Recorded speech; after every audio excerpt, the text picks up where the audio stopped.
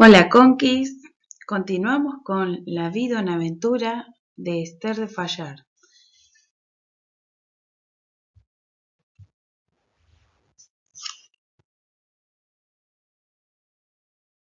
Capítulo 11 se titula Rushmore.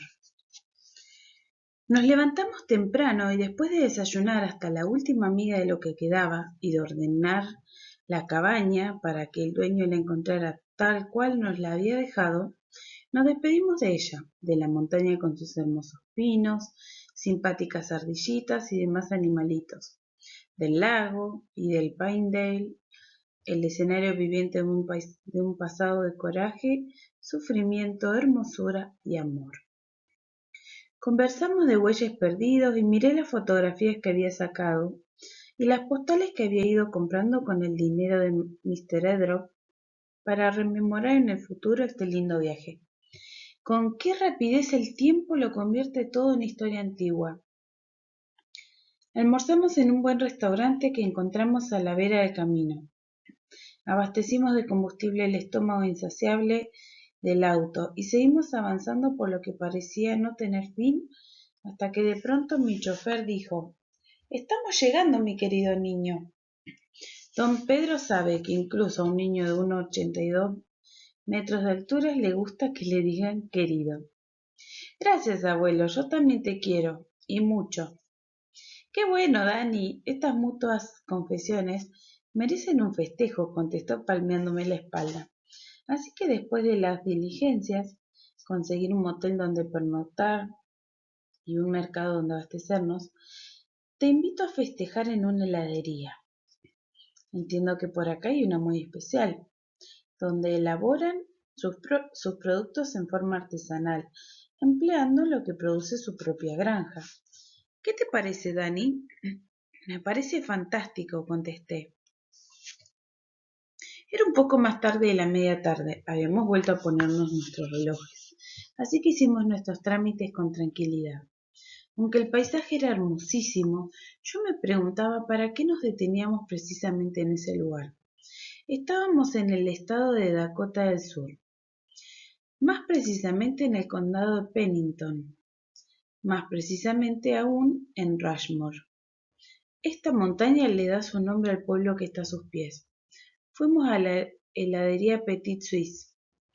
La construcción revela claramente el estilo suizo.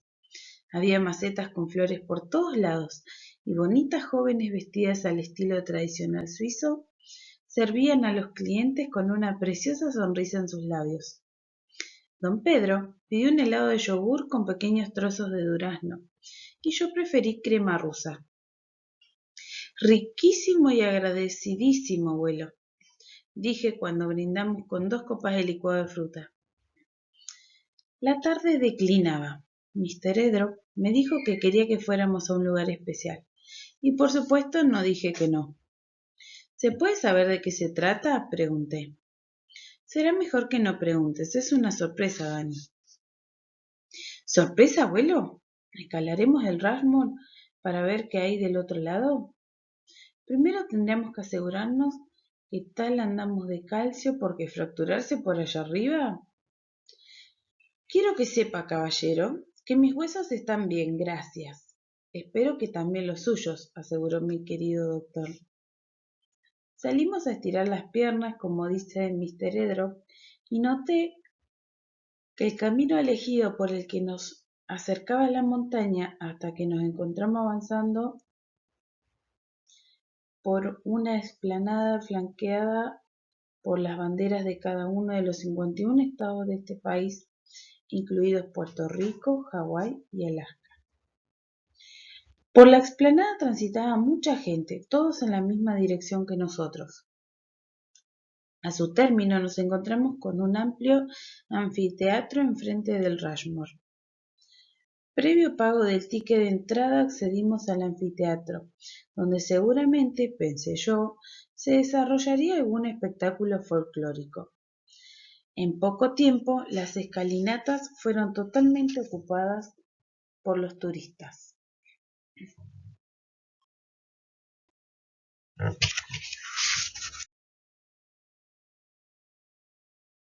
Ya era noche cuando se encendieron las luces del escenario y bajo la conducción del maestro de ceremonia se presentaron varios artistas que efectivamente cantaron canciones folclóricas que fueron muy aplaudidas.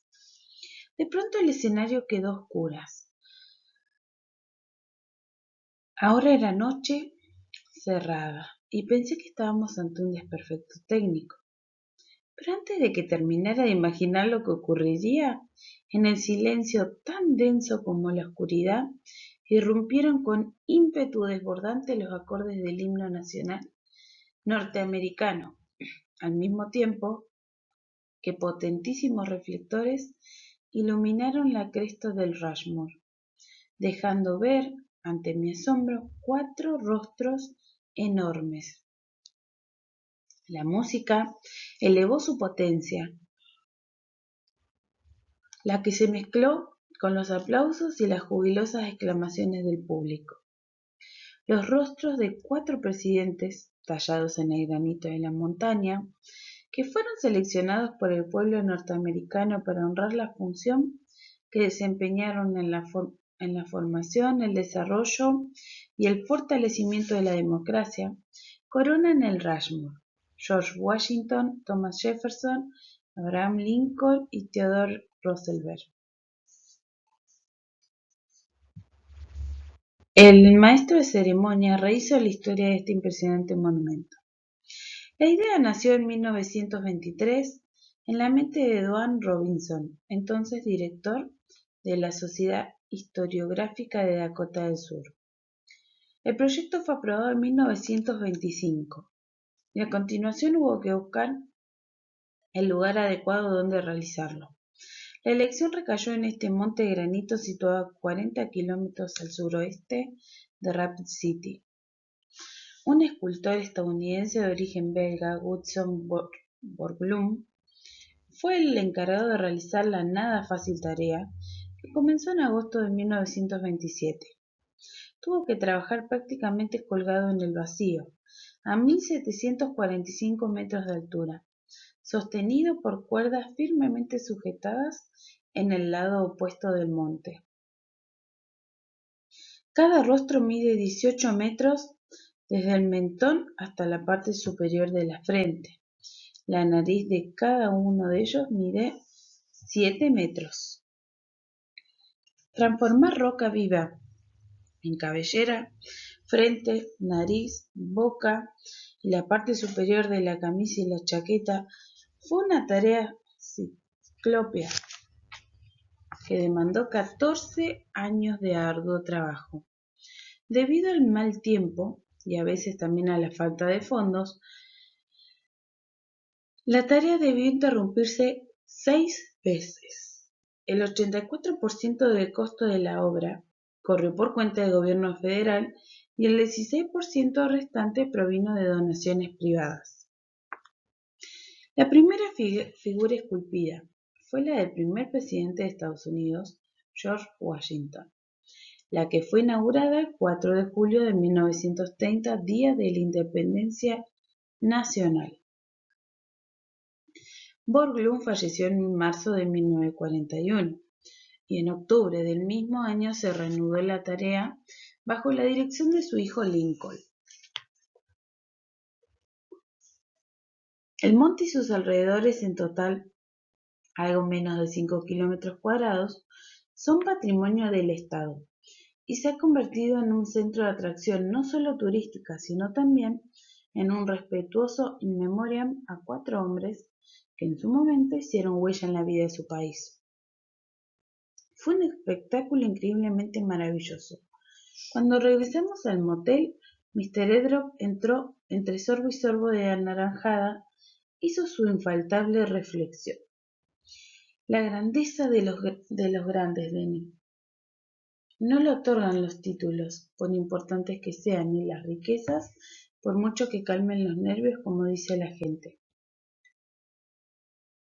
La auténtica, la verdadera grandeza, no se mide por lo que el supuesto grande acumuló para sí, sino por lo que acumuló para entregar a los menos privilegiados, trátese de dinero cultura o ejemplo de honestidad y moral.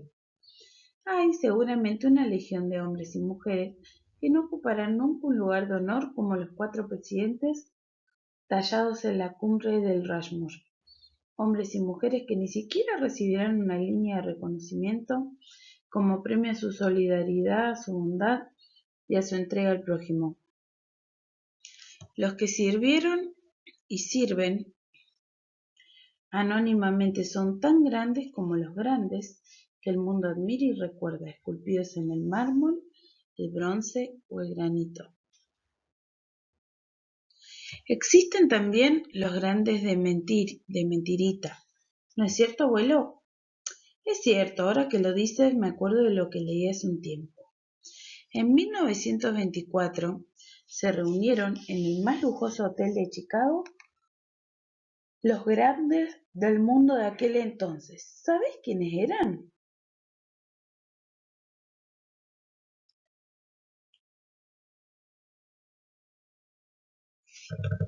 No, abuelo, en 1924 yo estaba en París esperando que algún día la cigüeña se acordara de mí. Es cierto, querido, en defensa propia te digo que en este entonces yo también estaba en París. Bueno, pero continuemos con la historia. Estuvieron presentes en esa reunión ni más ni menos que el presidente de la mayor compañía de acero del mundo, el presidente de la más importante compañía de inversiones del mundo, el principal inversor de cereales del mundo, el presidente de la Bolsa de Comercio de Nueva York, un destacado miembro del gabinete presidencial y uno o dos más que no recuerdo en este momento. Todos eran magnates. ¿Quieres saber cómo terminaron? Por supuesto, profe, a lo mejor puedo imitarlo, porque ser magnate no es ser cualquier cosa. Te lo cuento, futuro grande. El rey del acero vivió sus últimos años con dinero prestado y murió en la miseria. El rey de los cereales murió en el extranjero solo y pobre. El rey de la bolsa de Nueva York fue dejado en libertad después de haber pagado en la cárcel de Xining en China una condena por estafa. Y de los otros dos solo sé que se suicidaron. Honestamente o no, todos habían acumulado fortunas que los presentaron ante el mundo como grandes. Pero cuando éstas se evaporaron dejaron al descubierto su interior hueco y vacío, su tremenda pequeñez. Bueno, profe, no se preocupe por ese nieto, que no será demasiado grande aunque siga creciendo hacia arriba. ¿Ser alto es lo mismo que ser grande? Sabes bien que la grandeza no tiene nada que ver con la estatura. Pero ya que hablaste como un pequeño, permíteme contarte una historia que comienza con como la de los niños. Había una vez, en una tierra lejana, dos hermanos. Eran simpáticos y buenos durante el día, pero peligrosos después de la puesta del sol. Tiempo que dedicaban a robar ovejas en los rebaños de los granjeros de aquella lejana y tranquila tierra. Después de un tiempo, los ladrones fueron sorprendidos y capturados. Como allí no había policías, ni jueces, ni abogados, los granjeros se reunieron para decidir qué pena castigo se les aplicaría. Y decidieron lo siguiente: marcarían a fuego la letra S en sus frentes. S por sinvergüenza. La marca los acompañaría por el resto de sus vidas y señalaría a cuántos los vieran qué clase de personas eran. Y la sentencia se cumplió. Uno de los hermanos se sintió tan terriblemente avergonzado que huyó del lugar y nunca más se supo de él. El otro, en cambio, aunque también terriblemente avergonzado y lleno de remordimiento por su mala conducta, decidió quedar en su aldea natal para tratar de convencer a su gente de que su arrepentimiento era genuino. Al principio todo fue muy difícil. Nadie quería tener algo que ver con él. Lentamente, sin embargo, el escepticismo fue dando lugar a la confianza. Donde había un enfermo, él, sin vergüenza, le llevaba un plato de sopa y le regalaba un rato de amena conversación. Cualquiera que necesitaba ayuda tenía a su lado al sinvergüenza dándole una mano. No hacía excepción de personas, tratáranse de ricos o pobres. Si había una necesidad, allí estaba el sinvergüenza para ayudar. Jamás, dice la historia, aceptó pago alguno. Muchos años después, continúa la historia, un caminante llegó de paso a esa aldea y se sentó en el único bar que había en el pueblo para tomar un café. Le llamó la atención un anciano que estaba sentado cerca y tenía una extraña marca en su frente en forma de S.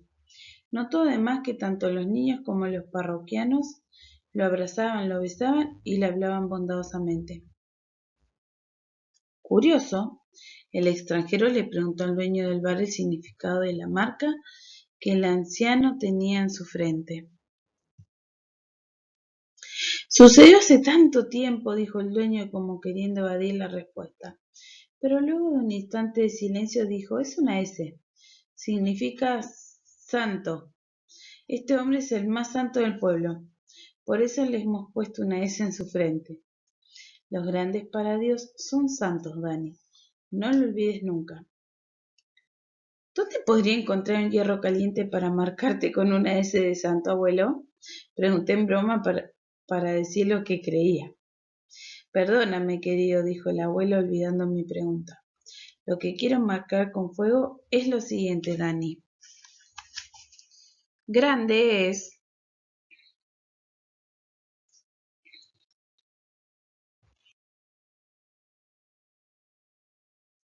el pecador transformado en santo por la gracia perdonadora y transformadora de Dios. Nadie esculpirá nuestro rostro en una montaña ni aparecerá nuestro nombre en una cartelera. Pero ocurrirá algo infinitamente más importante. Por favor, Dani, busca tu Biblia y lee Filipenses 4:3. Es una frase de la carta que el apóstol Pablo escribió a los creyentes de Filipos. Leí: a ti, mi fiel compañero de trabajo, te pido que ayudes a estas hermanas, pues ellas lucharon a mi lado en la predicación del mensaje de salvación junto con Clemente y otros que trabajaron conmigo.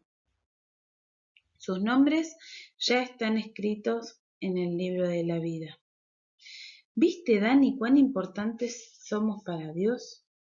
Con excepción de Clemente, ni siquiera conocemos los nombres de las demás personas a quienes Dios ya tiene anotadas en el libro de la vida. Y Él quiere que también nuestro nombre esté escrito en ese maravilloso libro. ¿No es estupendo? ¿Quieres leer además lo que dice Juan en Apocalipsis 3:5?